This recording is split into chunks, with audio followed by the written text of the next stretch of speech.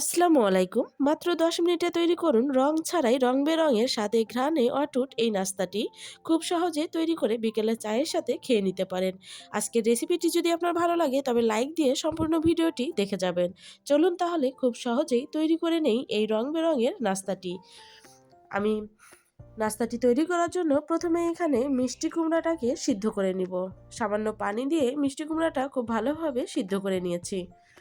সিদ্ধ করে এখন এটাকে পেস্ট করে নিব। ঠিক একইভাবে পালং শাকটাকে খুব ভালোভাবে ধুয়ে আমি সিদ্ধ করে নিচ্ছি। নিয়ে পালং শাক এবং মিষ্টি কুমড়াটাকে আলাদাভাবে পেস্ট করে রেখে দিব। আর এদিকে নিয়ে নিব ১ কাপ পরিমাণ আটা। এখানে আটা অথবা চাউলের গুঁড়া যে কোনোটাই নেওয়া যেতে পারে।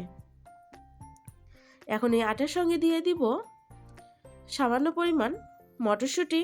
মটরশুঁটিটা যদি আপনারা পেস্ট করে দিতে চান সেক্ষেত্রে আরও বেশি ভালো হবে।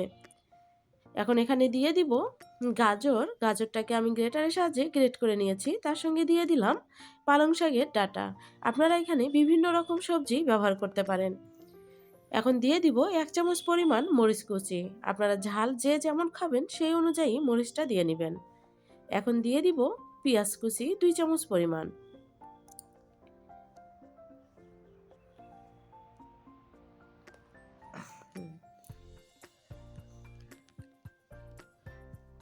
১ চামচ পরিমাণ লবণ দিয়ে নিব। সবগুলো উপকরণ দিয়ে নেওয়া হয়ে গেলে এখন দিয়ে দিব নরমাল তাপমাত্রায় থাকা ১ কাপ পানি। পানিটা দিয়ে হ্যান্ড উইচের সাহায্যে মিশিয়ে নিব।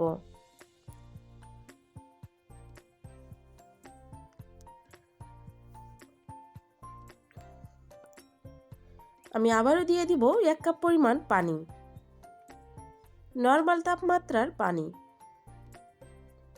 আমার ২ কাপ পানি লেগেছে। পানিটা দিয়ে হ্যান্ড উইচের সাহায্যে খুব ভালোভাবে মিশিয়ে নিব।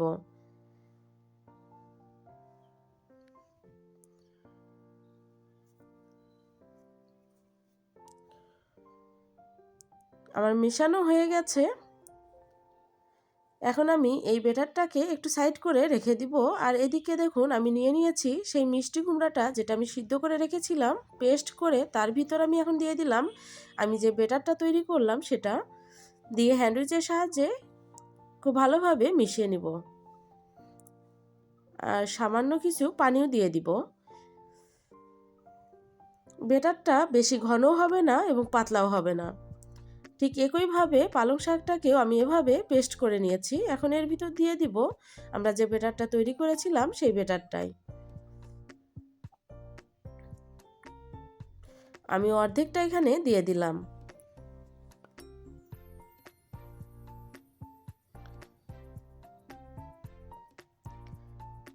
এবার হ্যান্ড উইচের সাহায্যে ভালোভাবে মিশিয়ে নিব। আমার মিশিয়ে নেওয়া হয়ে গেছে। দেখুন আমার ৩ ধরনের ব্যাটার তৈরি হয়ে গেছে। ব্যাটারটা ঠিক কেমন হবে এর কনসিস্টেন্সিটা আমি একটু আপনাদেরকে দেখিয়ে দিচ্ছি। খুব বেশি ভারীও হবে না আবার পাতলাও হবে না।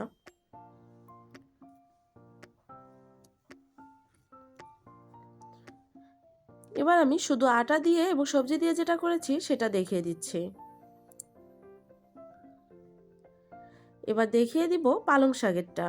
পালং শাকেরটা একটু ঘন করে নিয়েছি, কেননা পালং শাকটা একটু নরম হয় তাই একটু ঘন করে নিতে হবে। এবার চুলায় প্যান বসিয়ে সামান্য তেল ব্রাশ করে নিব। খুব বেশি তেল দেয়া যাবে না। সামান্য তেল ব্রাশ করে দিয়ে এখন এখানে দিয়ে দিব পালং শাকের ব্যাটারটা। এভাবে চামচের গোড়ার সাহায্যে চতুর্পাশে ছড়িয়ে দেব। যখন দেখবেন এর উপরে সিদ্ধ হওয়ার লুকটা এসে গেছে, ঠিক এ পর্যায়ে নাস্তাটা উল্টিয়ে দিব।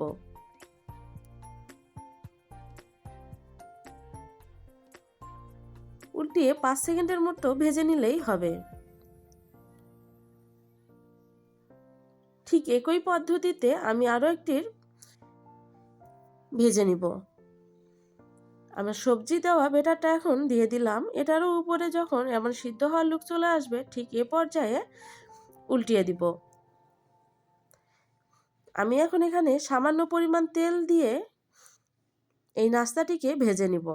তবে হ্যাঁ, পালং শাকে এবং মিষ্টি কুমড়ায় তেলটা দেয়া যাবে না। পালং শাক এবং মিষ্টি কুমড়ায় যদি আপনারা তেল দেন সেক্ষেত্রে কিন্তু বেশি নরম হয়ে যাবে, তখন আর উঠাতে পারবেন না। সেম পদ্ধতিতে মিষ্টি কুমড়ার ব্যাটারটা দিয়েও আমরা নাস্তাটা তৈরি করে নিব। এই নাস্তাগুলো রং বেরঙে হওয়ার কারণে বাচ্চারা খুব সহজেই পছন্দ করে এবং খুব সহজেই আপনি বাচ্চাদেরকে সবজিগুলো খাইয়ে দিতে পারবেন এবং বিকেলে চায়ের সাথে আপনিও খুব সহজেই নাস্তাটি তৈরি করে খেয়ে নিতে পারবেন। আশা করি আজকের এই সহজ রেসিপি আপনাদের সবারই খুব ভালো লেগেছে। যদি ভালো লেগে থাকে তবে লাইক, কমেন্ট এবং চ্যানেলটি সাবস্ক্রাইব করে পাশে থাকবেন। সবাই ভালো থাকবেন, সবার পরিবারকে নিয়ে। আল্লাহ হাফেজ।